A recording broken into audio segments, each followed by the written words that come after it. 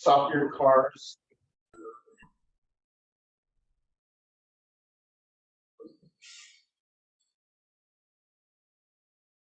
Where did there it is. I'm not still the only one in here, am I? You're in a different room. Am I in the wrong? No, I don't know. Let's see. Am I even in here? You're in a different room. I think I might be. He did. There was the email that said link for tonight. I think Andrew was lying to me. That might have been the executive session link. If you just email. Sounds like something Andrew would do. Oh. Okay, well, where's the one for tonight? What's that? Who's that one from? Pull up the agenda. Yeah, go to the agenda. That's Okay. the best way.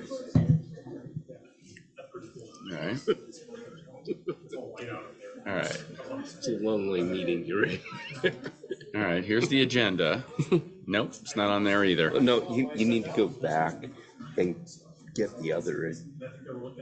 This one? Yeah, but that's salary. And where is it? 213. There we go. This one right here? No, one above it. That's the arts. No, I don't think it is. That's the arts. I told you it was the wrong one. Okay, right here. Right here, this That'll one? work. That's the one. Okay. Got it, yeah. All right, good evening, and welcome to the February 13th, 2023 City Council meeting. I am Mayor Ross, and tonight's City Council meeting is brought to you live using video conferencing technology provided by Zoom, and tonight's recording will be posted on the city's YouTube channel. So welcome to everyone, and thank you for joining us. City Clerk Dean, would you please call the roll? Councilmember Benson? Here. Councilmember Watton? Here. Councilmember Holloway? Here. Councilmember Mayhew? Councilmember Christensen? Here. And Councilmember Johnson? You're muted. Just do thumbs up. Yeah. Yeah, we can't hear you very well at all. So Councilmember Mayhew has requested to be excused from tonight's meeting. Is there a motion to excuse Councilmember Mayhew's absence this evening? So moved. Second. Moved by Councilmember Christensen, second by Mayor Pro Tem Holloway. Is there any discussion? All those approve, say aye. Aye. Any opposed, nay? All right, Councilmember Mayhew is excused. Please stand and join me in saying the Pledge of Allegiance. And Mayor Pro Tem Holloway, would you please lead? I pledge allegiance to the flag of the United States of America and to the republic for which it stands, one nation under God, indivisible, with liberty and justice for all. All right, thank you. So we now move to our first item of regular business to approve the agenda. Council, may I have a motion to approve the agenda? So moved. Second. Moved by Mayor Pro Tem Holloway, second by Councilor Watton. Is there any discussion?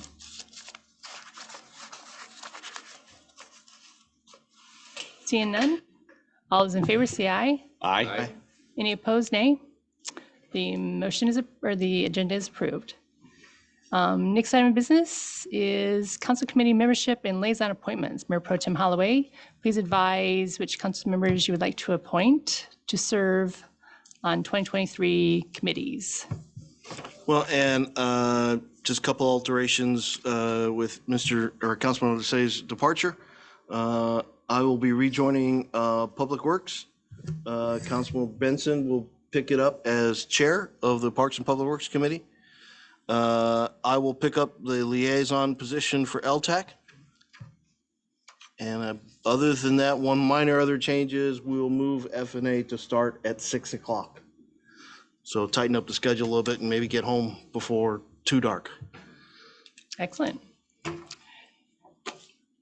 And so moved. I need This motion? confirmation from the council. Is there a second? Second.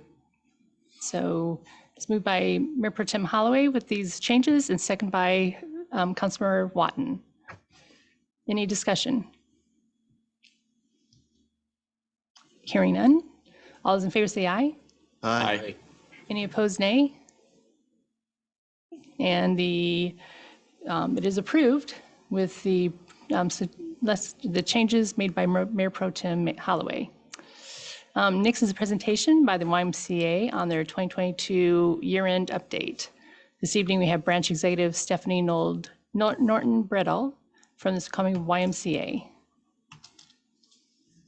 And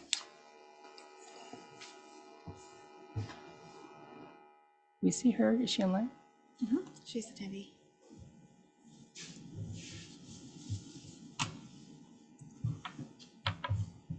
Let's see her.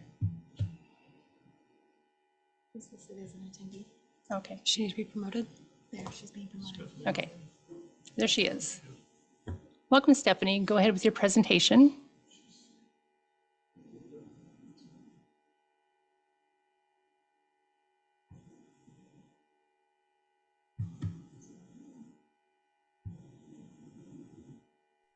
Sorry, will you be sharing the slides or would you like me to share my screen?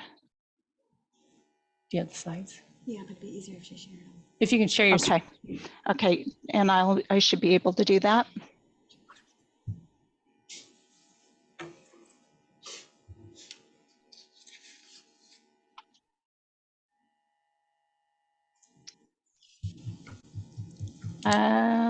I might need some help figuring out how to do that. I've never done it in this mode before. Is there? Okay, I see it now. Share screen.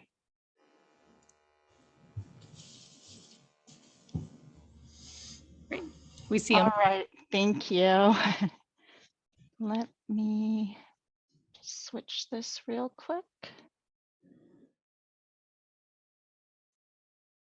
All right, are you seeing the actual slide or are you seeing the presenter view? We see the actual slide. Excellent, we're making progress. All right, thank you so much for inviting me to speak with you tonight. 2022 has been a really amazing year with the Y. We so appreciate our partnership with the city of Snoqualmie. And I'm going to start with just some branch highlights from 2022. So we are currently at 800 units, which equals about 2,000 members. I think when I spoke here before, I explained that a unit is a type of membership. So it can be a single adult membership or a family membership. So one unit could represent one person or up to 10 people, really, depending on the size of the family. Compared to 2020, when we shut down, we were at about 1,200 units and 3,000 members. So we're steadily getting closer to pre-pandemic membership, but not quite where we were at when we shut down in 2020. Our retention rate is about 60%, which is actually quite good for a fitness facility. You know, average at your kind of standard gym is about 20% retention rate. So this is from year to year. Our members are sticking with us. This also means that a good percentage of our members that started with us post-pandemic are sticking with us. We've fundraised about $190,000. We had a really good fundraising year. This did include some grants, one from the city, but mostly was through contributions. We expanded our hours from 7 days a week. We had been, or to 7 days a week. We'd previously been doing 5 days a week. This started around the first of the year last year. We increased our staffing from 3 full-time staff and 20 part-time staff to 4 full-time staff and 32 part-time staff. We have 9 active advisory board members that have stayed with us throughout the pandemic. We gave away about $97,000 in financial assistance. This was through branch scholarships, financial assistance, after school programming, summer day camp, and overnight camp. Oh, I forgot my parentheses there. And then under the arm of healthy living, we doubled our group wellness classes. We we're gradually adding, once we started adding classes back during the pandemic, and we now have a schedule of 37 group wellness classes, which compared to our larger branches is pretty similar. So we have a lot of classes for a small branch. We have brought back our free community classes. So we do 2 to 4 quarterly. So those are classes that we open up to the community, that we allow families, sometimes just adults, come in and try out a fitness class. It's a great way for us to get new members in the door. And then in family programs, this is where we really grew the most. We reinstated our drop-in kids zone. So you may recall that last year, or prior to last year, early last year, we were doing kids zone by reservation. And in July, we were able to drop the reservations and staff it 7 days a week. So that's been really significant in allowing our families to come back and have some place to take their kids while they work out. We reinstated free family nights and live community events. We reinstated fee-based youth activities, dance, mini sports, birthday parties. We reinstated family nights and parents' day out and parents' night out. We created additional free community teen and tween activities. These have been really fun, and we're getting really good response to it. We've had a teen night. We've been doing some free tween social activities, and those are free to the community. We have used our fundraising dollars and the grant that we received from the city to sponsor those activities. And then in our community teen basketball program, which we've been doing for quite a while, we serve over 2,000 teens a year. Through our social impact area of work, we did a MLK Day hygiene kit drive. We just did another one in January, this past January, and it was live, but this one that we did in 2022 was virtual, and we had about 50 kits delivered to our branch that families put together on their own. We did the Rotary Coat Drive, the Kiwanis Giving Tree. We do year-round food drive for Snoqualmie Valley Food Bank. We worked with IRC, which is immigrant community, to do a backpack and school supply drive. And we had Google volunteers at Camp Keller. We had Google volunteers from all over the country. They were here for a meeting and they brought their team in to do some work at Camp Keller, and that was really fun. We had about 30 of them there that day. We had some pretty big community events. So we did our first 5K in many, many years. The Ridge Run, we had 200 participants and 70 volunteers. We did Healthy Kids Day and had about 300 participants, and our Fall Festival had about 200 participants. And then this is outside of branch operations, but I thought I'd give you a little update on our summer day camp, break camp, and base, which is our after school enrichment program. So Timber Ridge base serves about 30 kids a day. This was the stats from the fall of 2022. Cascade View was serving 14 kids a day. Discovery Camp at the Snoqualmie Valley Y, so that was the summer day camp that we had at the facility, had about 26 kids a day. Camp Keller, which is our camp out off of Tokel Road, had about 42 kids a day. And Camp Terry, which is our summer day camp in Preston, which serves a good portion of Snoqualmie kids, had 120 kids a day. And then of that 97,000 that I mentioned that we gave in financial aid, about 12,000 of that was for scholarships for summer day camp and base. And then there's 4 families on complete full subsidies. And then some of our key partners, this is not a complete list, but some of the folks that really helped us out with some big activities that we did this year. the Snoqualmie tribe. We had a lot of support from different school district groups. So we partner with the Snoqualmie School District TLC program, the Career Center. We had the cheerleaders and the track team come out and help with our 5K. And then some of these other groups that I mentioned earlier when I was talking about programs. And then just to give you a little highlight about what's happening in 2023. So these are the different areas of the WISE work. So branch operations, before and after school enrichment and day camp, outdoor and camping services, social impact center, and health equity and whole person health.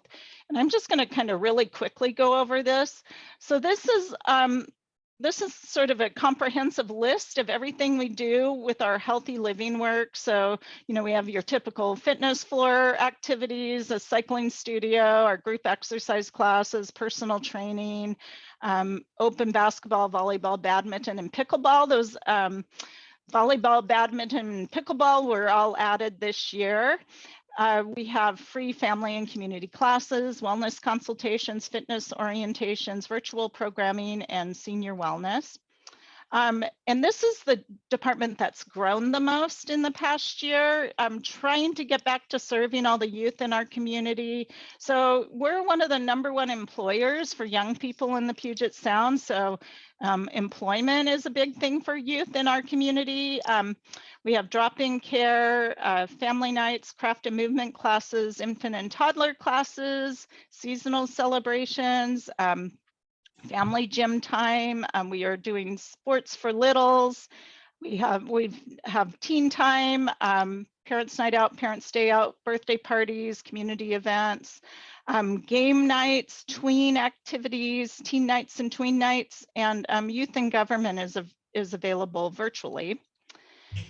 And then some of the things that our branch is focused on under the social responsibility umbrella is our shower program. We do about 2,000 showers a year.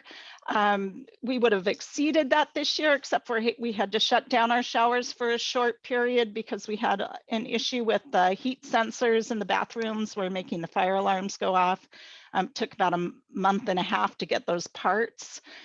So we would have exceeded 2,000 showers had we not had to shut down the showers at the end of the year. Our supply drives, our coat drives, different types of gift drives that we've done, our cultural events that we partner with other agencies to do. There's lots of volunteer opportunities. We offer financial assistance. We're always open to community partnerships and collaborations, and we have meeting space at the Y. That photo there is when the Google team was at Camp Keller. They did a lot of pruning of our trails there.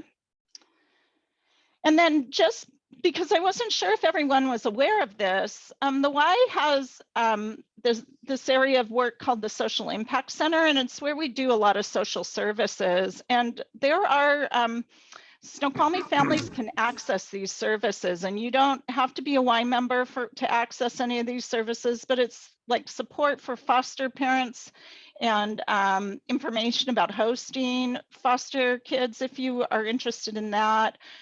There's violence prevention programs, Y Scholars. We work on this CORES program with EYN.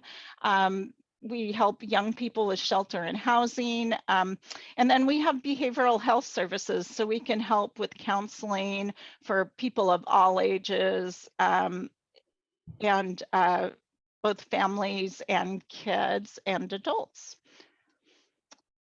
And then in our before and after school summer day camp, these are all the areas where we're serving kids. One thing that has come up too in other community groups that I've served in is that the Y does do early childhood programs, preschool in some areas. And I know that that is a need in Snoqualmie. So you know, that's one area that there's possibility that we could partner with another agency and offer care. The biggest barrier for the Y right now in the areas of our childcare and camp is staffing. And just a little bit about our overnight camp and outdoor leadership. Again, you do not have to be Y members to participate in this programming, but the Y has a whole array of outdoor programming, 2 overnight camps, as well as opportunities for family camp, corporate retreats, team building, and challenge courses if you have an organization that would like to come to one of our Y spaces and participate in those types of things.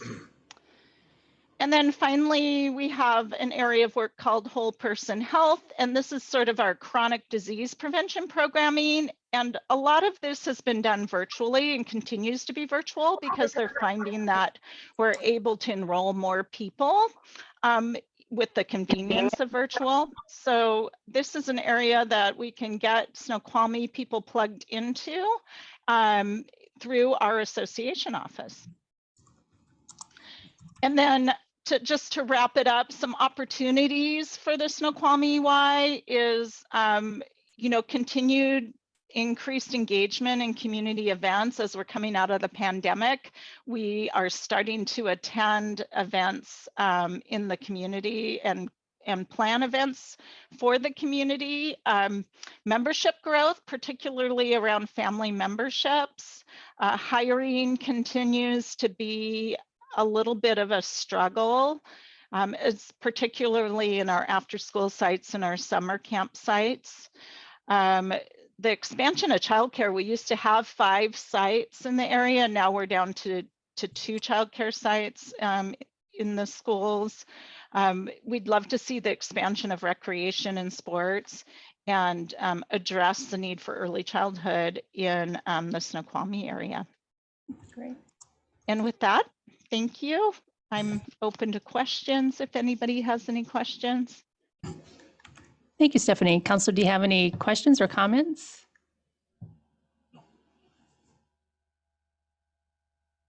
No. I guess, no, I don't see Councilor Johnson doesn't either.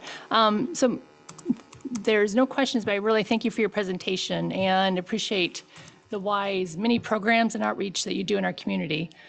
And I also understand that you will be leaving the YMCA, so thank you for your leadership at our local community center as you move on to your new position, and congratulations.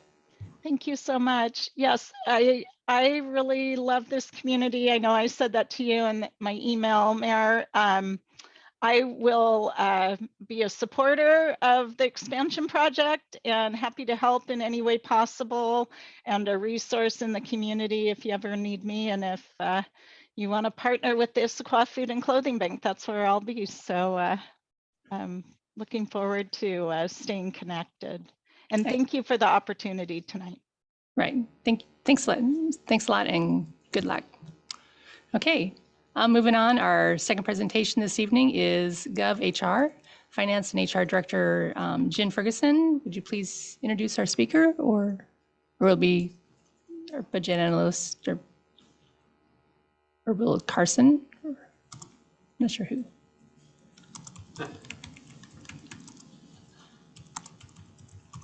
Thank you, Mayor. Tonight we have a presentation to the full council. As you know, we've been undergoing a class and compensation study, and the city partnered with GovHR, and tonight we have that presentation for the council, and I wanted to hand it over to Joellen, and she'll be going through that information, and we'll be having discussions later on in this evening's meeting. So happy to hand it over to Joellen. Thank you. Okay, well, good morning. Good afternoon, everyone, or good evening, I should say. It's good to be here tonight and to talk with you again about the class and comp study. And I do have a prepared presentation. I have gone through it before, but I'm going to do it again for you this evening and just go over the study. And of course, if you have any questions, I'm happy to answer them for you. So let me pull it up.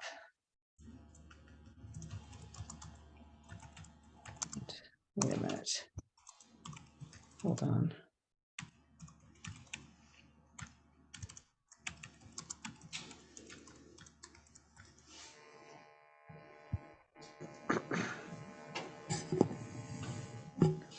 For some reason my screen is not working either.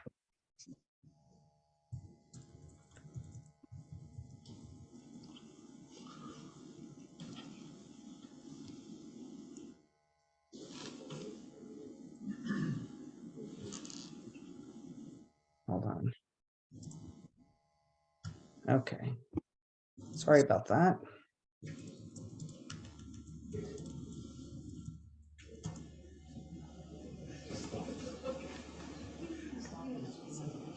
Okay, can you confirm that you can see that? Yes, we can. So tonight I'll go over several items of the classification and compensation study. And I just wanted to say up front, it's really been a pleasure working with the city, with your staff. Going through a study like this requires a lot of detail, a lot of involvement with the city staff, not only your key leadership team, but the employees. So in order for us to do a good job on the study, we have to engage a lot of people, and everyone was really helpful throughout. So tonight I'll talk about the scope of work that we perform for the city, the job evaluation process that we went through, the proposed classification plan for your consideration, the salary and benefit survey that we conducted, the proposed compensation plan, which we've provided to you at different pay philosophies, which we can talk about, how you would implement it going forward. And really the city has some implementation strategies to talk with you as well, and then managing it going forward. So when you make a investment in something like this, it's nice to have some longevity and some staying power. And if you're able to administer it, in the future, both on the classification and compensation sides, the study will last you for a long time going forward. And then, of course, I'm happy to answer any questions that you have. So the first part of the study was really just getting everything going, doing the job evaluation process, and looking at your classification plan. So in order to do that, we had multiple meetings with the staff. We put a letter out to the employees. We did some kickoff meetings. We gathered a lot of documentation. We needed job descriptions. We needed pay plans. We needed a lot of information to get started. We had kickoff meetings with the employees to really explain the study, the different outcomes of the study, how they would fill out the questionnaire that we needed them to fill out to develop the classification plan. So we did all of that up front. Once that was completed, we had the employees give us feedback, and then we had an interview process. And the interview process was conducted virtually, and we met with at least one employee in each different job classification. So every person that had a unique title we talked with, and then people that shared a title, we figured out a way to at least talk with one person or maybe more than one with that same title. So that was the first part. And as a result of that, we developed a classification plan, which is the list of all of the positions in the city covered by the study, assigned to different grades. The second part of the study was to do the salary survey. And we also did look at some benefits as well, but the more important piece was to look at compensation, where you're located in Washington, everything that's happening in the market with employee compensation, the ability to attract and retain people. We had to do a survey and get information from the market to make sure that your pay ranges are competitive. And as I mentioned, we did calculate different pay philosophies or percentiles for you to consider going forward. So we've put the report together, we've made some presentations, and so here we are tonight, just talking with you again about the report, implemented going forward. So on the first part of the analysis, we did job evaluation, and we looked at 66 different positions in the city. And that whole process, in order to do it, we use a questionnaire. And the questionnaire is in Appendix A to the report. So the report is put together with the narrative, and then there's a few tables, and then there's a few appendices. So the first appendix is the job evaluation questionnaire. And we had the employees fill that out.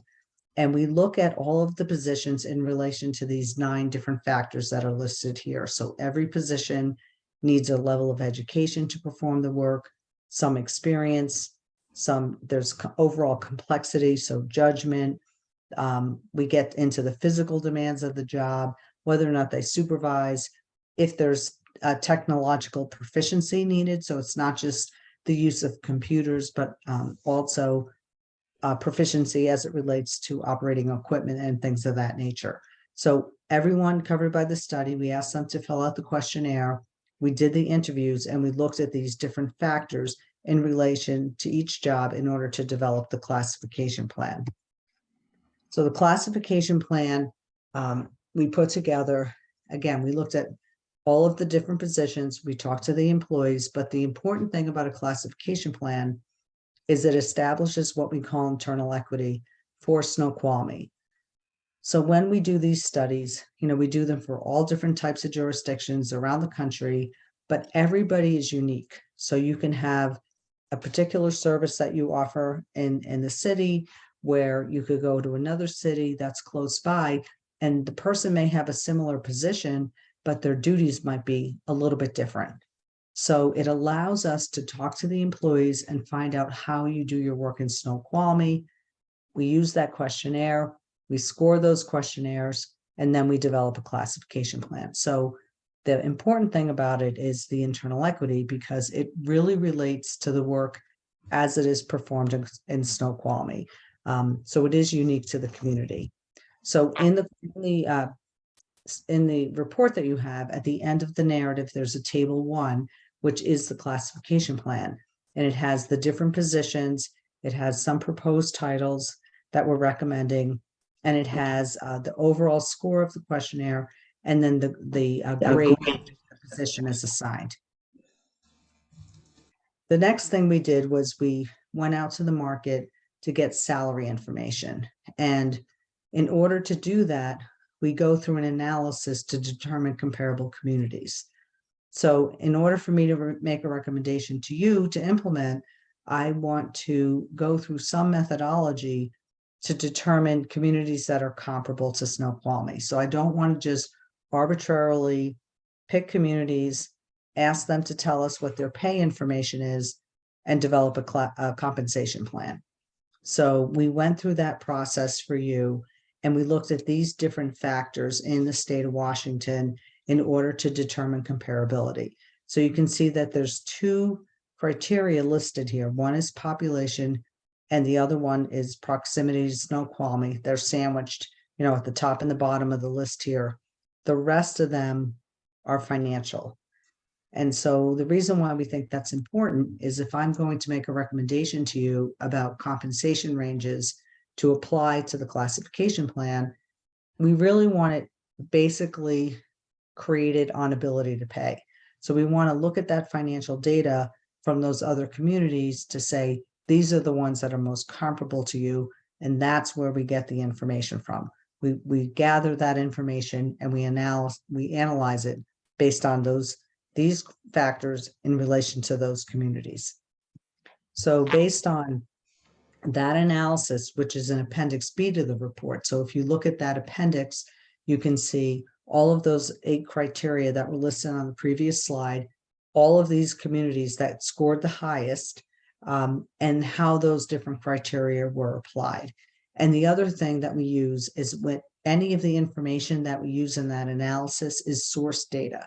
So the sources that we use, if anybody wanted to look it up, you can go to that appendix and see exactly where we got that information from. But based on that analysis and that methodology that we use, these are the comparable communities that we pulled information in order to make a recommendation for a compensation plan. The one thing I want to highlight here too is you can see that Bellevue, Issaquah, and Redmond have an asterisk. Those communities are not ones that are as comparable as the rest of the ones on the list. They're larger, they're just in a different situation as far as the finances are concerned. But when we talked with the staff and when we looked at the market, so there's the practical side, there's the analytical side, which is all of the communities listed here. And then there's that market competitiveness side. And so you lose employees to those communities. They are competitors for talent. So we pulled them in as comparable communities. Now, there is a measure of comparability, and you can see that in Appendix B to the report. They're just not as comparable as the other ones listed here. So they're important to you from the ability to attract and retain talent. They're not as comparable from the perspective that I just showed you with regard to those other financial criteria. So I wanted to point that out to you. So when we go through a survey, we looked at salary and we looked at some benefits. But the important thing is when you do a salary survey, we have to make sure that we're getting data that really is comparable. So when we put it together and we get information from the market, we define your positions to make sure that there actually are the same positions, because as you know, sometimes you might go to another community and they might do similar work, but it has a different title. So we define the job, we have the title, we define the job. And when we get the information back, we say, tell us if you use a different title. The other thing is we really review the data to make sure that it's applicable, because sometimes we get information back and they'll say, oh, we want a finance director, and they give us a different position. It might be an accounting position. It's just not the same position. So we really look at it. We make sure it really is applicable. That apples to apples comparison is important. We also look at salary range data versus actual salaries. And the reason for that is when you only have an actual salary versus a range, which is a minimum and a maximum for a position, the person that's in that position, we don't know the tenure, nor do we know the market conditions under which that person was hired. So a range is a much better gauge of the value of the position in relation to the market. And then the last thing is that we did the salary and benefit survey last year. We started working on this study last year, and that is when you do a salary survey, it's a snapshot in time. So whatever the market was during that period of time last year, that's your market. Sometimes communities may be a little bit behind in updating their pay ranges, but if I'm in Snoqualmie and I applied for a position in one of those other communities, whether it's current salary data, salary range data, or a year behind, it's still your market. So it's always a snapshot in time. When you administer the system in the future, you will continue to get back to those communities, find out if they're updating their pay ranges, and then update yours. So eventually, if there's anybody that was lagging when we did the study, eventually it will be worked in. So it will catch up over time. So if you're interested in looking at that data, all the detail, every community that we surveyed, and we have a lot of data for Snoqualmie. I mean, it's a really, really good data set. So I'm very happy with that because, sometimes we don't get a lot of data points, but we do have a lot of information for you to do the analysis. That's in Appendix C. So again, there's the appendices at the end of the report. All of the information that we gathered is there. The other thing that we did was we looked at some benefits, and you can see here, we looked at insurance, some paid time off, a couple of other different things. We also have all of that data in the report as Appendix D. So there's a lot of detail there, so every community that responded, every benefit listed here has a different worksheet, and all of that information is there. And it's important to really know where you are in relation to benefits with those other communities every so often. But what I can tell you is, it's usually close. Sometimes there's some things that are more generous in one community than in another community, but it's usually pretty close. So that's what we found in Snoqualmie. And in the report, there's a narrative. So there's a whole section on the benefits. And if you're interested in your insurance and how it relates to the others, you can look at the narrative. And then if you want the detail of it, you can go to Appendix D and you will find it there. So we developed the compensation plan based on a couple of different things. When we talked with the staff, we thought we should calculate ranges at different percentiles for your consideration. So we did that. We calculated at the 50th, the 60th, the 75th percentiles. And all that means is they're just different levels of compensation ranges. So at the 50th percentile, if you chose that, you're right in the middle with other communities. 50% pay less for the same position and 50% pay more. At the 60th, 60% pay less, 40% pay more, and at the 75th, 75% pay less and 25% more pay more. So again, after the narrative, there's a couple of tables, and table 2 shows that it brings together the classification plan, which is a list of the positions, and then all of that compensation data that we gathered, and we've developed pay ranges for all of the different grades within the classification plan. So that's for your consideration. But based on the market, our recommendation is to be at the 60th percentile at a minimum, hopefully going to the 75th, because you are in a very competitive market. And so even if the economy changes, if I take off my consultant hat as a compensation person and classification person, I put on my recruiter hat because we do that as well. The whole market for municipal talent has changed because of demographics, people retiring.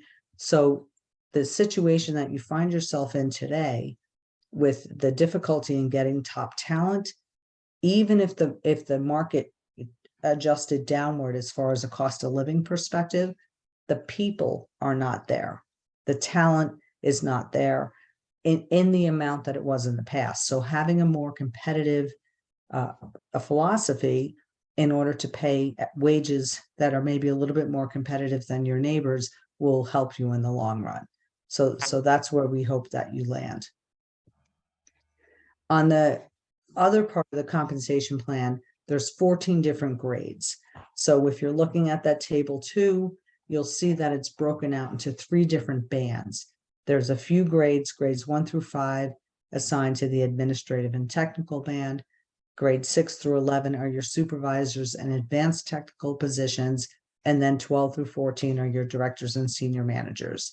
So the reason why we set it up by bands is because from a theoretical perspective, if I was hired into a position in the administrative and technical band, in a position in grades 1 through 5, and I wanted to apply for another position in grades 1 through 5, with some experience, I should be, hopefully a successful candidate or somebody that would at least get an interview.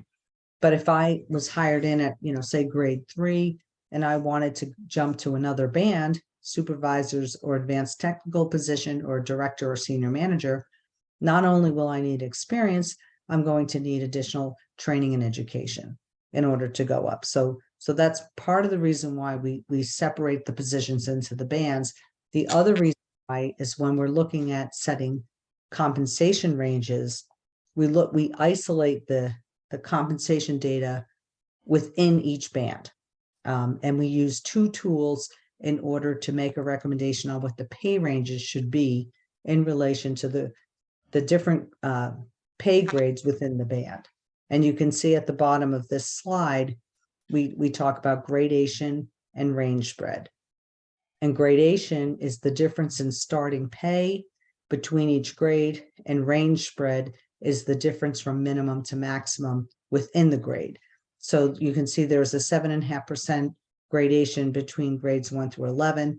It drops to 7% from 12 to 14. So what that means is grade 2 starting pay is 7.5% higher than grade 1. Grade 3 is 7.5% higher than grade 2, and so on. So it's 7.5% all the way up to grade 12, and then it drops to 7% for that last band. And that's just to match it to the market. And then the range spread is the difference from minimum pay to maximum pay.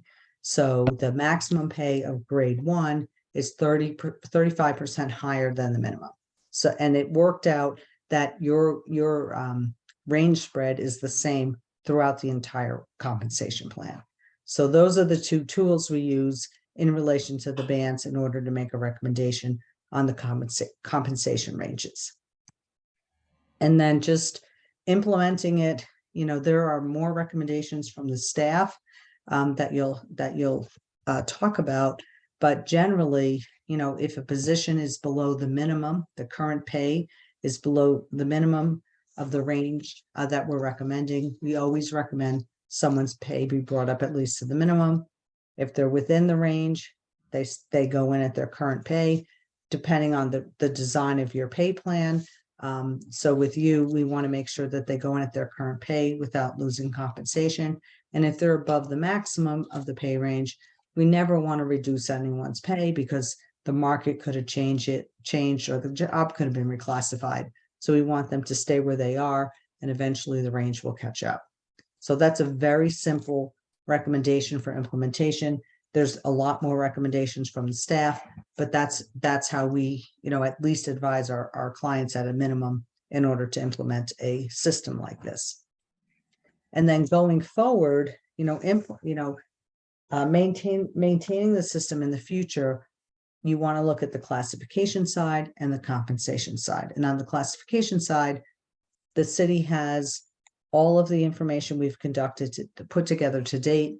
They have our classification manual. So if you need to create a position, change a position, you have the ability to do that. So unless Snoqualmie, quadruples in size and you're adding positions, a lot of positions every year, this system will work, for a pretty good period of time, 5-10 years or longer.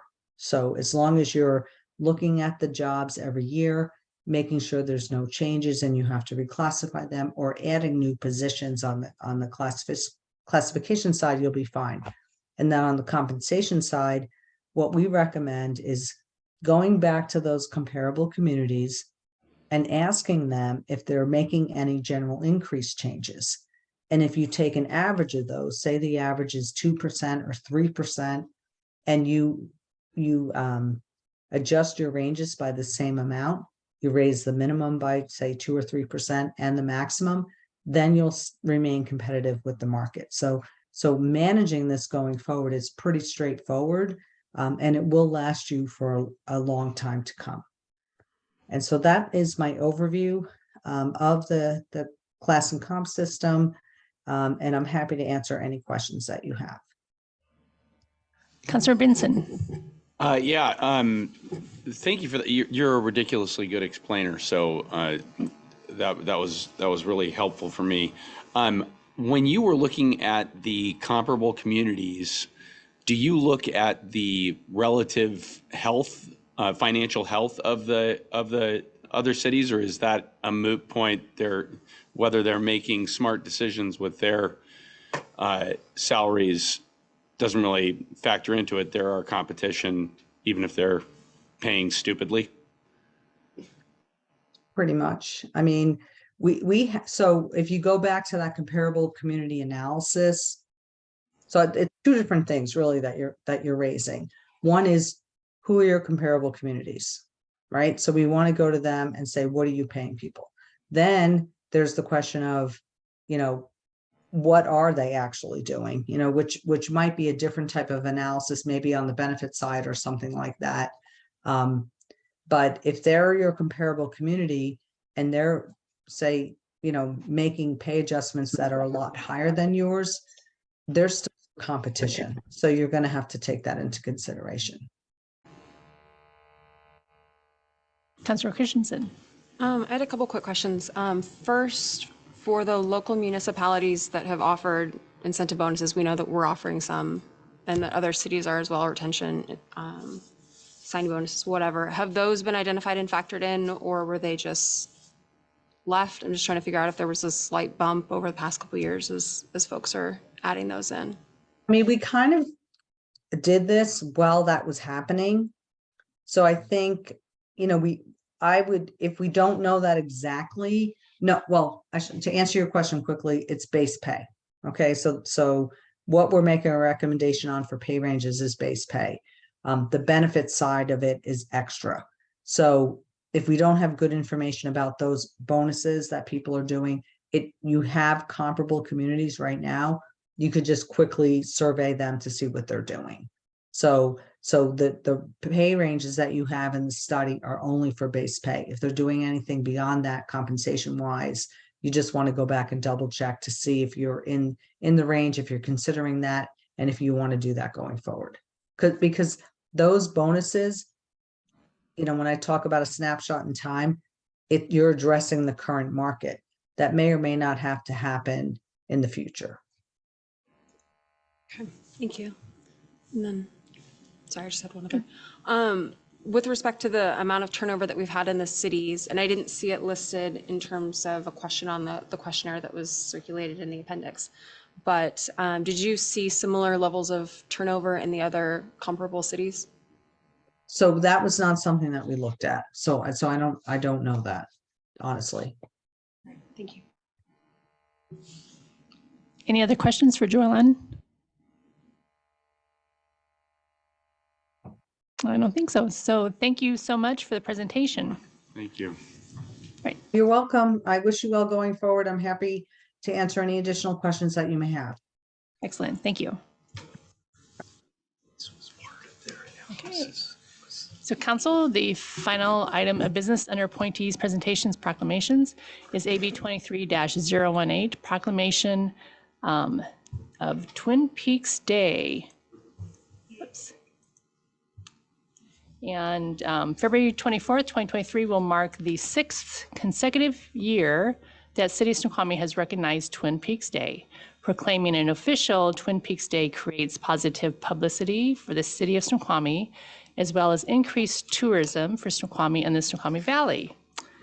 So whereas the television show Twin Peaks, created by Mark Frost and David Lynch, debuted in 1990, and changed television forever by breaking new ground and inspiring numerous other television shows. And whereas it returned to television again in 2017, whereas Twin Peaks has drawn tourists year-round to Snoqualmie, the Snoqualmie Valley, and the greater Seattle area for more than 30 years, and whereas Twin Peaks has placed many Snoqualmie and Snoqualmie Valley locations, landmarks, and businesses into pop culture, not limited to the Snoqualmie Falls, Salish Lodge and Spa, Snoqualmie Lumber Mill, Dirtfish Rally School, the Centennial Log, Northwest Railway Museum, Snoqualmie Depot, and more. Whereas February 24th is celebrated by Twin Peaks fans worldwide as the day when the character of FBI Special Agent Dale Cooper arrived in the town of Twin Peaks. Now, therefore, I, Catherine Ross, Mayor of the City of Snoqualmie, do hereby proclaim Friday, February 24th, 2023, to be Twin Peaks Day in the city of Snoqualmie, and invite people everywhere to celebrate by giving your safe a present of donuts, cherry pie, and fine coffee, and planning to visit our beautiful Snoqualmie Valley soon. So you can read the full proclamation online, but joining us tonight to accept the proclamation is Carl Wrench. Mr. Wrench, would you like to say a few words?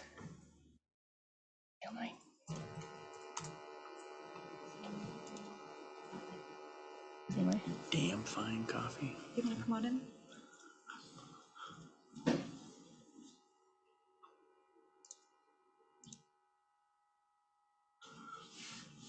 Andy, can you promote him?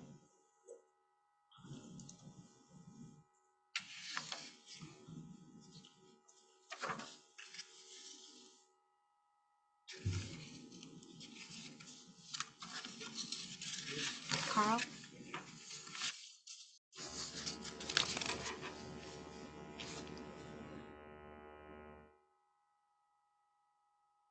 There it is.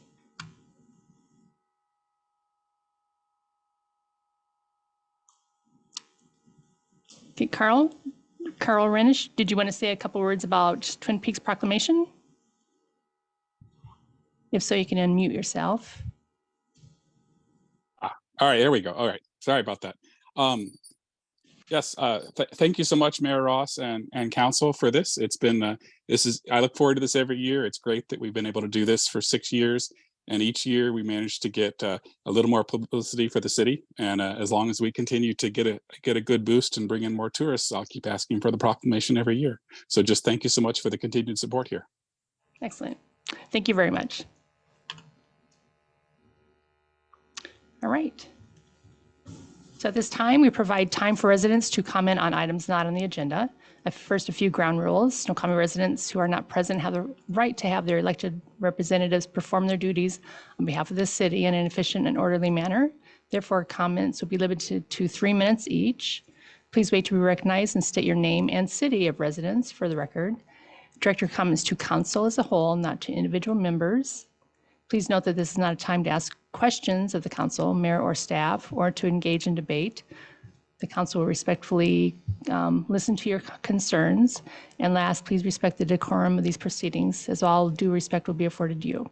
So with that, would anyone like to speak on any concern that is not on the agenda tonight? If so, please raise your hand online or in council chambers.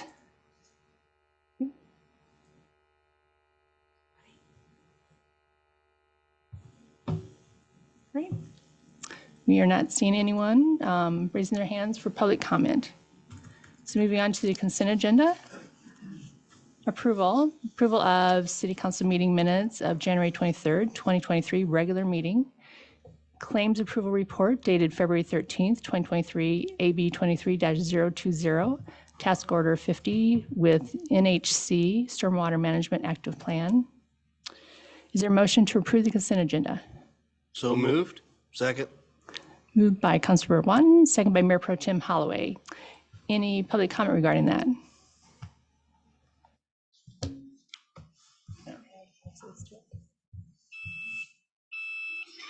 If so, please raise your hand online or in the council chambers.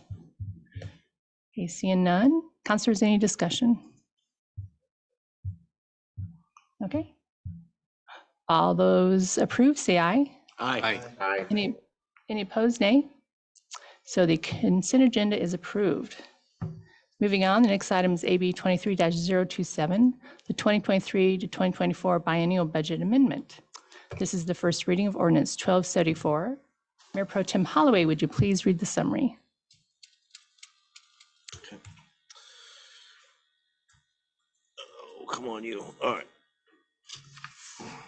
Purpose of the agenda bill is for the city council consideration of ordinance 1274 to amend the 2023-2024 biennial budget to provide the city with the appropriations necessary to cover the retention incentive pay program for eligible employees as provided in Agenda Bill 23022.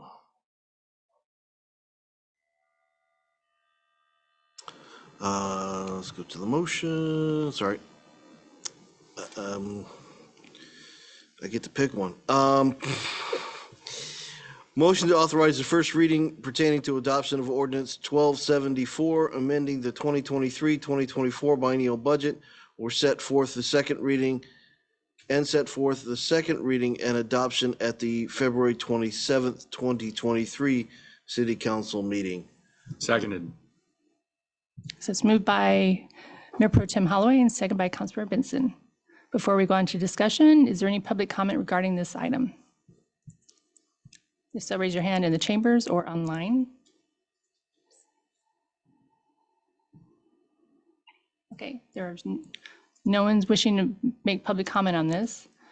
Council, I'd like to invite Budget Manager Drew Boutte to provide an overview.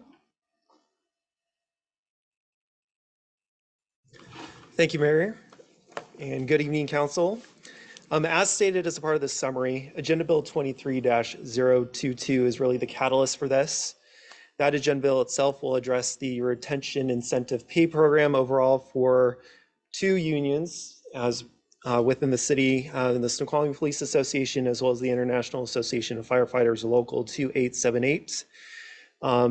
This incentive pay program, retention pay program, was contemplated during the last budget cycle prior to council adopting the budget, but because we had not completed an MOU yet with both unions, we did not necessarily include an appropriation for this, and so consequently, that is why we're bringing back a budget amendment to council for approval. So with that said, I'm more than happy to answer any questions you may have. You've got a number of exhibits attached to this, and so hopefully the documentation is clear. Thank you. Mayor Pro Tem Holloway. So I guess I'd like to make a motion to at least table this until after Agenda Bill 022. I'd rather make the agreement, get the MOU in place, and then make the adjustment to the budget to match versus putting the back cart before the horse, if I can say that. So move to table this at least until after Agenda Bill 022 later on the agenda. Seconded.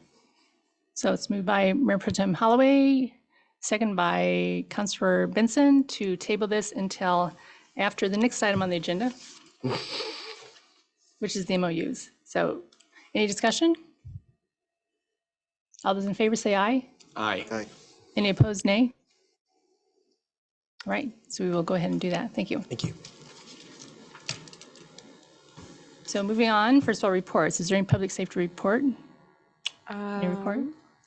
Yeah, we met at Public Safety. We had a presentation on the comprehensive emergency management plan that will come eventually before council, I think midsummer. It's going to be due December 2023. So that will be coming down the pike. Great. Any community development report? No report.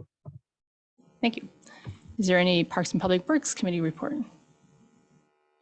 No report. Right. So the first committee report for Finance Administration is AB 23-023, Memorandum of Agreement for the SPA and the IAFF. Mayor Pro Tem Holloway, would you please read the summary? Can you read it?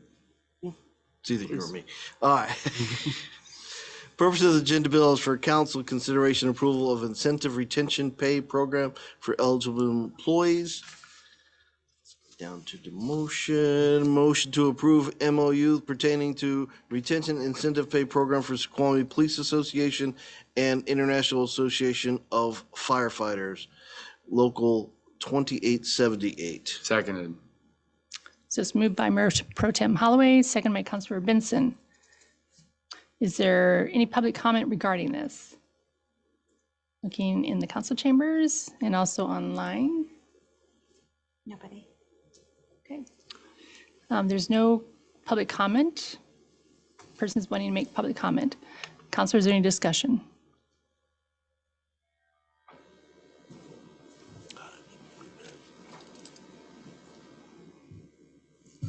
No, well, I'll act as chair in the absence of Councilman Mayhew. This is an adjustment kind of to acknowledge. You are the chair. Okay, go on. Oh, yeah. Right. It's snowing. This is adjustment. We did retention program in some areas, particularly in police and whatnot, and signing awards and things like that. This is to catch up with those who've already been with us, bring them in line with what we did for those who came in. And it really a matter of equity between those members. Okay. Any other comments, further discussion? Seeing none, all those in favor say aye. Aye. Any opposed, nay? So motion passes unanimously for the memorandum of agreement. And we go back to the ordinance that we tabled, which is AB 23-027, ordinance 1274. So do you have any, Mayor Pro Tem Holloway? Considering we've discussed this long, I'd like to revise the motion to be the first option. Move to waive council rule of procedure 9622 and adopt ordinance 1274, amending the 2023-2024 biennial budget on first and final reading. Second. So it's moved by Mayor Pro Tem Holloway and second by Councilor Christensen. Any discussion? Councilor Benson. I'm concerned that this would diminish the opportunity for the public to comment on this. I don't know if they're going to have anything to say, but I'm worried. I get worried when we dispense with I recognize that we want to get these funds to our police and firefighters as quickly as we can, but I don't know that I agree that it's that the expense that it should be done at the expense of the opportunity for public comment. I don't know that that anybody's going to say anything that's going to sway me to feel differently about this bill, but I think that as representatives, we need to give them the opportunity to do it. So I wouldn't be able to vote in favor of this motion.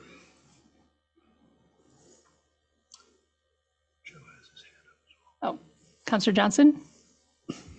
Yeah, I am in agreement with Council Member Benson that I think that we have these rules in place for a reason, so we can be thoughtful and reflective as city council members. And I think that our past practice has been, at least with our current city council members, has been more or less to reserve, waiving the particular council rule in question for things that are somewhat more emergent. And this doesn't sound like the sort of thing that rises to that level. And I would also like to make sure that the citizens who might wish to make a comment have had the kind of time to weigh in on it that they are more accustomed to, whether someone would come and speak or not. So I'll be voting against this particular version of the motion, which I believe is a baby dinosaur, if I'm not mistaken. Correct. Okay. Any other comments? Mayor Pro Tem Holloway. So I guess in part, the reason I put this forward, the last agenda bill, you approved these budgets to be expended. This is merely following it up with matching the appropriation with the approval you already did. We can wait 2 weeks to do that. I don't think there's an issue unless Drew wants to advise me otherwise, but we can wait 2 weeks. I have no problem to do that. But the real time to actually stop this expenditure was the last agenda bill. Councilor Benson. Yeah, my objection isn't to the agenda bill. I'm in favor of the agenda bill. I'm just not in favor of foregoing public comment that's provided by the rules. Sad, I'm not hard over on. Any other comments? Councilor Watton. Mine is more the nature of a question. Would us delaying this until our next council meeting delay the schedule that we had intended in the first place? Mr. Boutte. No, it shouldn't. So in essence, when council adopted the budget last really late November, you set the appropriation limit overall for both the police department and the fire department. That was somewhere in the millions, right, for example. So in essence, if council were to come back at the next meeting and actually vote against this bill right here, they would still have to hold to that $1 million appropriation that have been both set for those departments, and they'd have to find ways within the budget that they currently have in order to accommodate those potential expenditures. Because we're early in this year, right, for the most part, we're not quite sure exactly where they're going to end up by the end of 2024, and so it's better to be safe than sorry on this, to increase the appropriation amount just in case. Hopefully that answers your question. As a practical matter, council member, if the council were to approve it this evening, we would be able to get it into the February payroll. If the council were to approve it on February 27th, we would have to wait until the March 31st payroll. Just because, on the night of February 27th, the February 28th payroll's already going to have pretty much been completed. Right. So it would delay. Oh, Councilor Watton. I'm sorry. So it would delay us by a month if we do not approve it tonight. Yeah, it's a timing issue with city operations. And it delays the first responders' paycheck for this bonus, but Councilor Benson? I hate delaying it. I want to make that perfectly clear. I hate that, but I'm somebody in our city might have something to say about this, and they should be able to count on the rules that they have set aside for them to make comment on this before the final decision is made. So I want to make it perfectly clear. I'm not going to hold it against anybody if they vote differently than I do. I'm just trying to explain where I'm coming from on my vote. I absolutely want this agenda bill to go through. I just want to make sure that we're not stepping on anybody's rights to speak.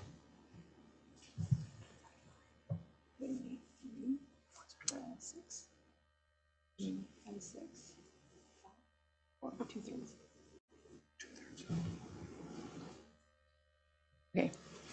Councilor Johnson.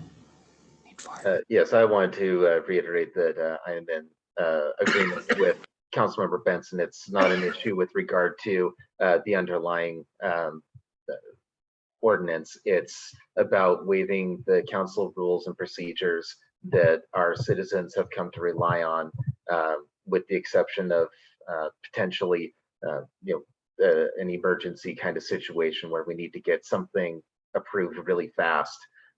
And I just don't think that this is what this is.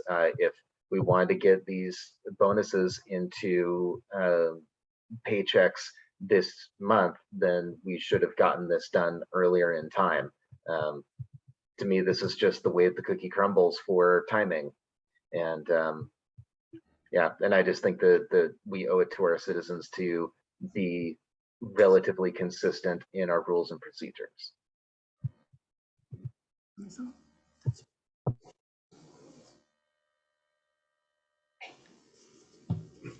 Any other comments? Thank you. Okay, so we're voting on the little dinosaur. So the first reading, waiving the second reading for the ordinance. All those in favor say aye. Aye. All those nay? Nay. No. So so it needs a 2/3.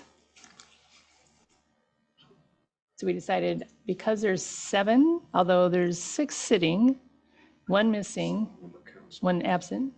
So we need 5. 5 votes. Okay, so this we're back to the original. This motion, right, does not pass. So we're back to the original. Right, so that was on the whether to waive or not, correct? Correct. Right, so that just needs, excuse me, a straight majority, right? Right. It's the underlying motion that Right, requires. so we're back to the Wait a minute. regular. I'm sorry. Clarification. So the motion to amend, waiving final reading, is a simple majority vote. Correct. So it passed. 3 out of 5. Can the clerk read them, That had to be 2/3 the motion and the motion to amend? or 2/3. Well, it was a motion to amend to waive the council rule of procedure and adopt ordinance 1274, amending the biennial budget on first and final reading. Correct. That's what we just voted on. And the original motion was to do a first and final reading and approve this in 2 weeks. Correct. So it was really a motion Or- to waive So final it's reading. really, so was that a combined motion to waive and approve, or only a motion to waive? I read it as written. The intent was a motion to waive final reading. Do you want me to restate the motion? Yes. Yeah, I think that would be helpful for the Okay. clerk. And then we can, is that okay? That's Okay. Again, motion to waive final reading and vote on this tonight as first and final. We have a second on that. second. And can we vote on that? Moved by Mayor Pro Tem Holloway, second by Councilor Watton. So what you just stated was a motion to waive the final reading, the final reading. Okay. All those in favor say aye. Aye. Any opposed, nay? Nay.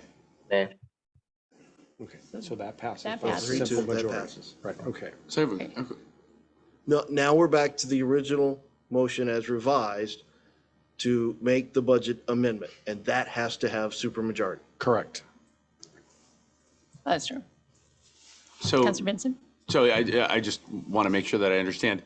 The motion to change our rules requires just a majority, but the motion for the whole thing requires a supermajority. So, wait, let's A back up. majority plus one of the members of the entire body, so 5. And that's by dint of the statute for budget amendments. Councilor Johnson? And if this failed this vote, and by that I mean it did not get 5 votes, then would it be brought back on February 27th for another vote? It could be. A member in voting, or a member could vote to reconsider at the next meeting and bring it back. Mayor Pro Tem Holloway? So, well, but if this were to fail the next vote, couldn't we then tonight re-motion to do a first reading tonight, and then proceed on? We can bring it back up in its original form. If, perhaps I'm not understanding the motion. If it would be to approve on first and final reading tonight, you would then still need a supermajority to actually approve the Correct, budget and amendment. if that vote failed, could a motion be made to bring it tonight, to have tonight as first reading, 2 weeks from now to be final reading, to go back to the original motion in essence, and proceed on from there? Right, so the original motion was both of them. You read in both of them. So then you did a motion to just do the final today. So now we're going to vote on the first and final, but then it goes back to the original motion, which includes both of those. So now we can go with the second motion. Right? So the motion before us is to waive the rules and do a first and final tonight. And the waiver has been approved by majority. Right. So the motion on the table is to amend the budget as proposed. If that motion fails, council could make another motion to advance this to a second reading next week. We can still get back to that. All righty. So we're going for the motion to waive council rule of procedures 9.6.2.2 and adopt ordinance 1274, amending the 2023-2024 biennial budget on first and final reading. All those in favor say aye. Aye. Aye. Any opposed, nay? Nay. Nay. Okay, so this fails because it needs the 2/3 vote. I have a motion. Councilor Benson? Second. Motion to authorize the first reading pertaining to adoption of ordinance 1274, amending 2023-2024 biennial budget, and set forth the second reading and adoption at the February 27th, 2023 City Council meeting. Second. I think, yeah. So Councilor Benson and second by Councilor Johnson. Any discussion on this particular motion? I think it's a solid plan. I agree. Okay, no discussion? All those in favor say aye. Aye. Aye. Any opposed, nay? All right, that motion passes. So we will see you back at our February 27th, 2023 meeting. Moving on, next from the Finance Administration Committee is AB 23-024, City Council appointment and timeline. Mayor Pro Tem Holloway, would you please read the summary? All right. On January 31, 2023, Councilmember Mayhew Lassay resigned his seat on the Snoqualmie City Council position number five. Term expires December 31, 2025. Council position number 5 will appear in this year's general election for a 2-year unexpired term. Whoever is elected in the general will serve the remaining portion of the current term, and the office remains scheduled for election in 2025. That was my summary. Okay.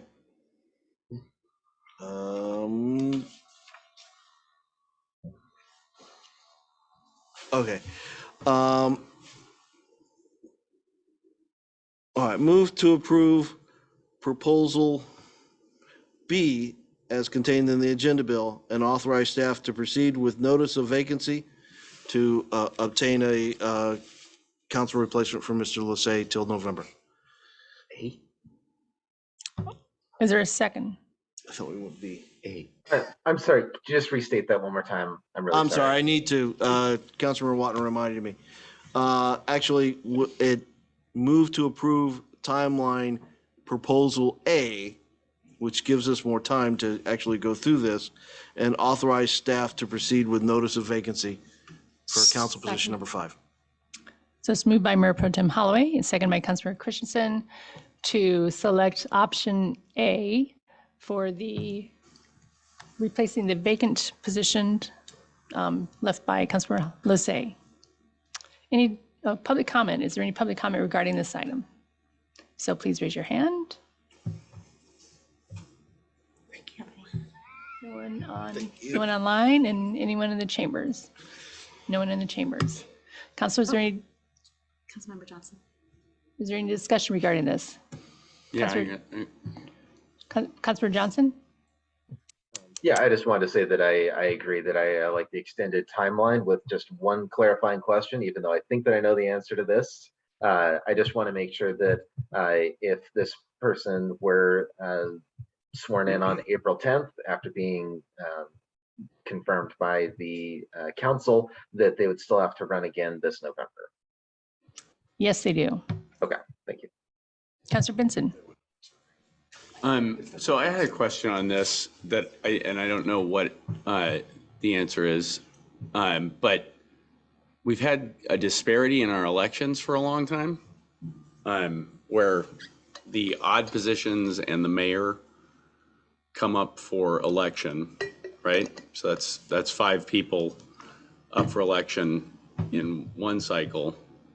And then alternate cycles have the even positions where 3 positions come up for election, which can result in potentially much higher turnover on the council in one year as opposed to another.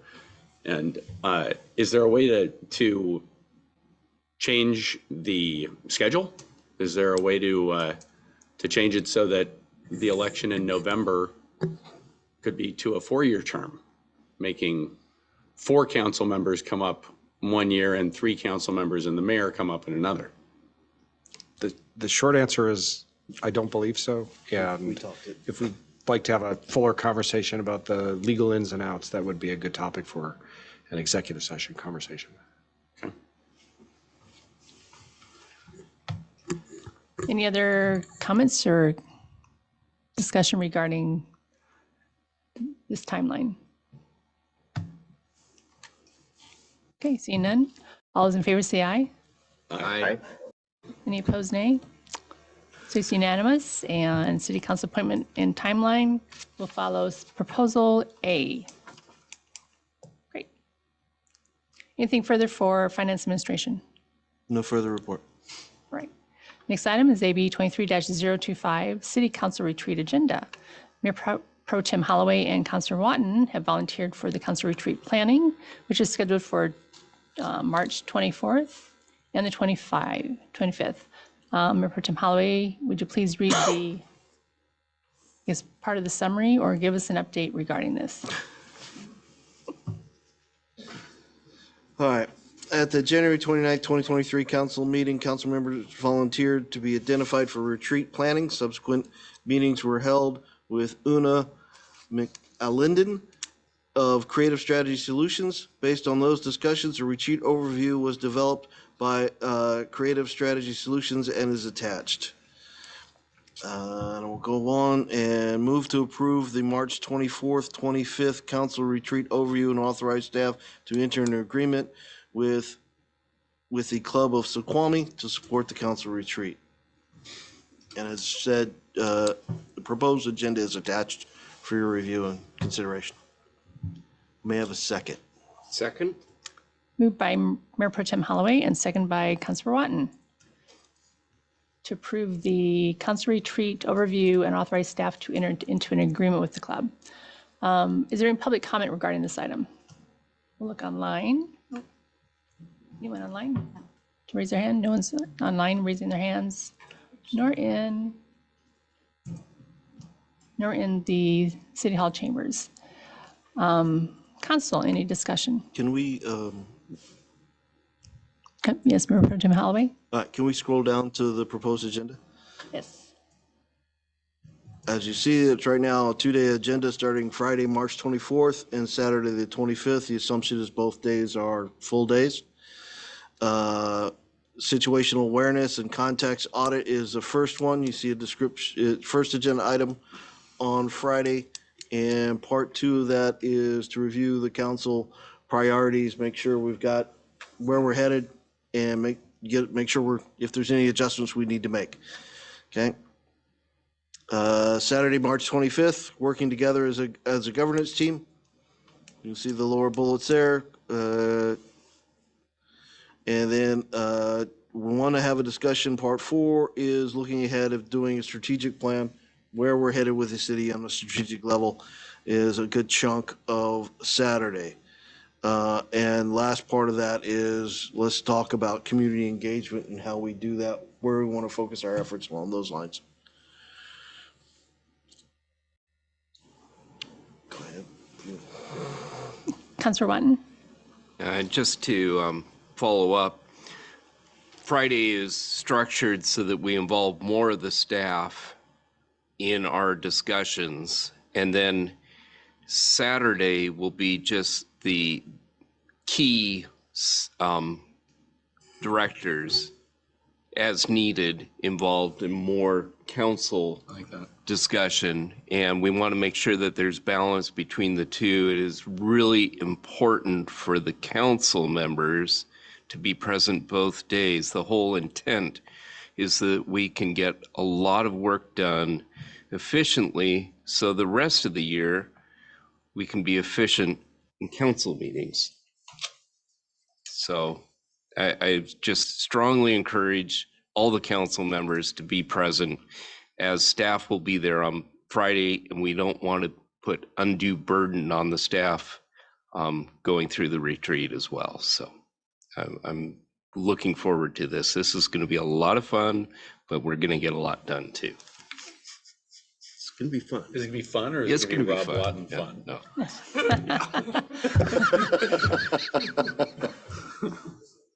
Do we have any other comments?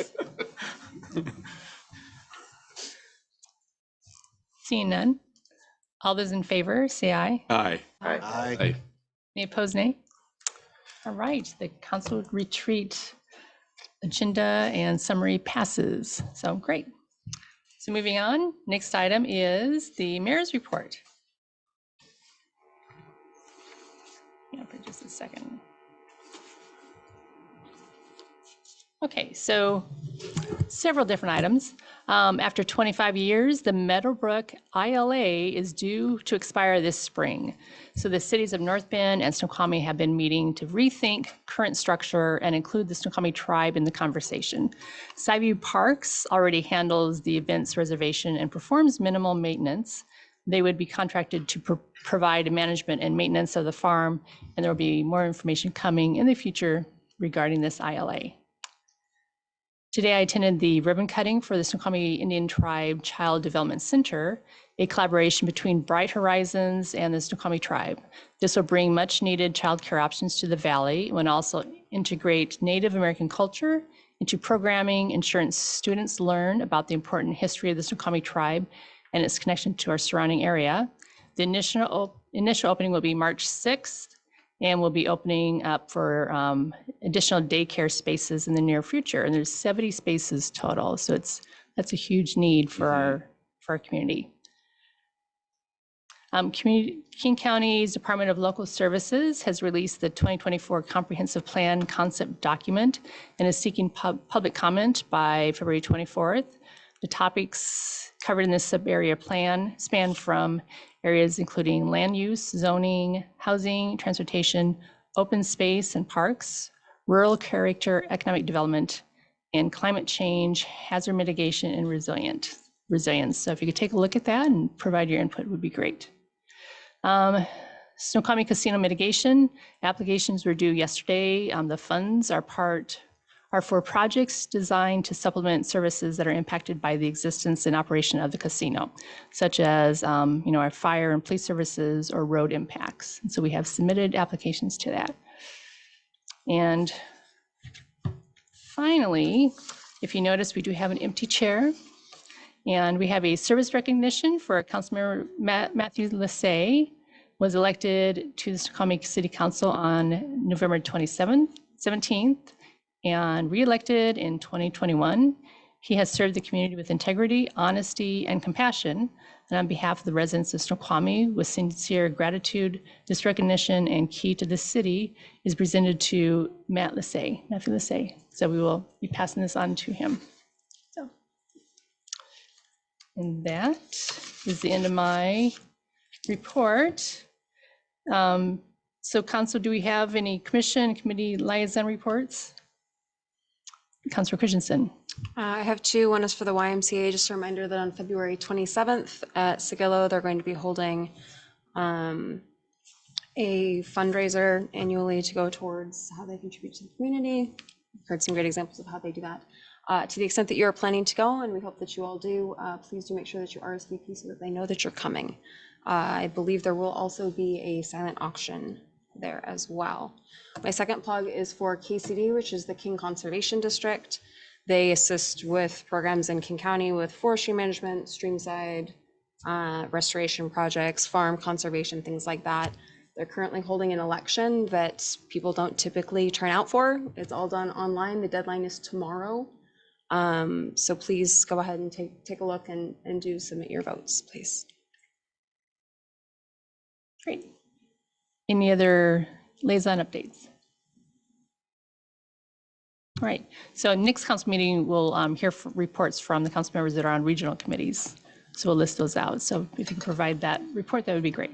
Next item on the agenda is City Administrator Sauerwein. Would you please give a council summary of department reports for the month of January? Well, good evening, Your Honor, members of the council. As has been our tradition, I will attempt to be brief.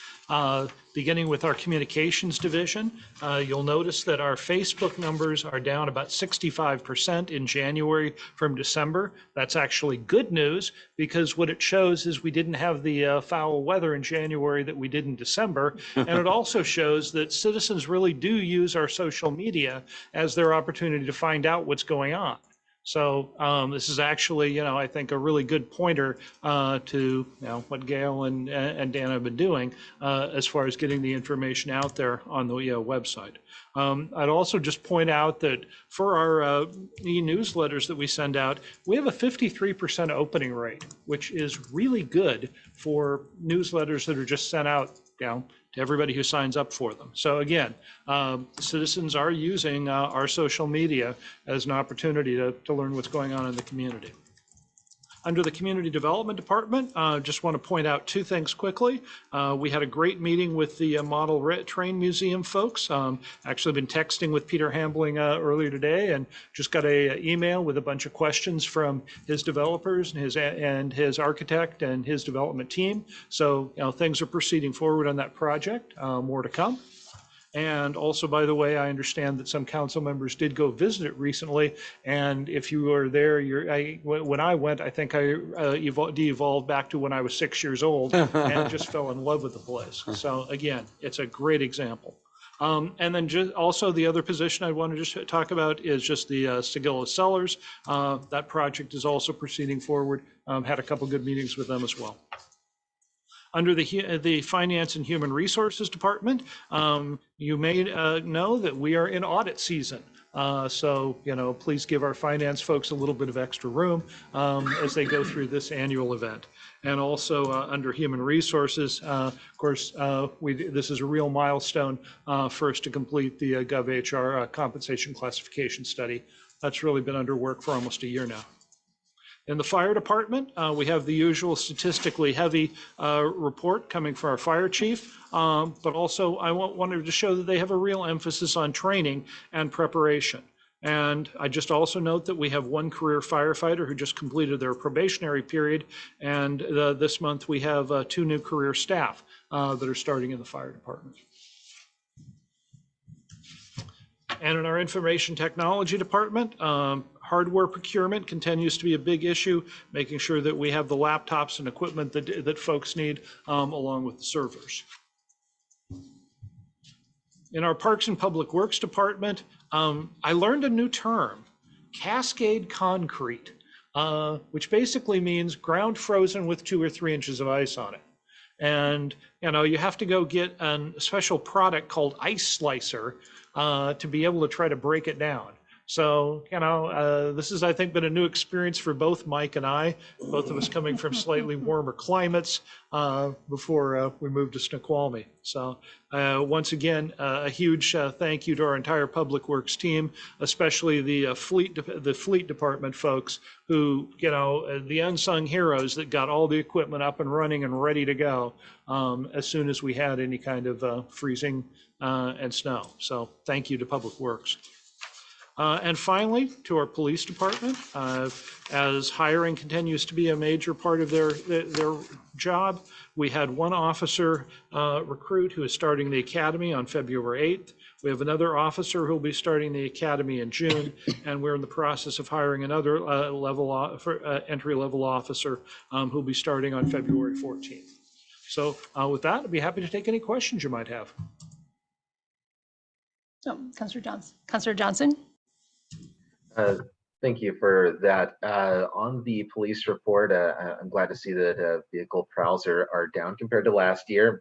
I don't know, maybe that's weather related, who knows. But one thing that I thought was interesting was that in the crisis intervention context, that number obviously is significantly higher. And I was just wondering if it's a safe assumption that that's due to the addition of our new, I forgot the official title, but crisis resource officer helper. Mental health. Mental health, thank you. Mental health professional. This is our Mental chief health professional, thank you. Chief Phipps. Yes, it is directly correlated to the hiring and implementation of that position, and it just shows you that there was a need. I think that's pretty clear. So, thank you. All right, any other comments? Right. So the next item is a closed session pursuant to RCW 42.30.140(4)B for the planning or adoption of a strategy or position to be taken during the course of any collective bargaining proceedings or reviewing the proposals made in negotiations or proceedings while in progress. So those to remain, we'd like to have Finance and HR Director Ferguson, Budget Manager Boutte, City Administrator Sauerwein, Management Analyst Hornsby, and our City Attorney Sturbank. Is there anyone else that should be besides Council? All right. And how much time do you anticipate that we will need for the closed session? 30. 45? 45. Okay, we'll need 45 minutes. And we will take a 5-minute break before. So probably be, was it 9:25 with their 5-minute break. So no action is anticipated following conclusion of the closed session. The council will adjourn directly from the closed session and not return to the open session. The city clerk will be informed of the concluding time, which we reflected in the meeting minutes. We do have a link, so we will actually use our own laptops for the link. We'll close this session and we will start the new link on your laptops, not on the screen. So, any other comments? All right, so we will adjourn to our closed session. Thank you.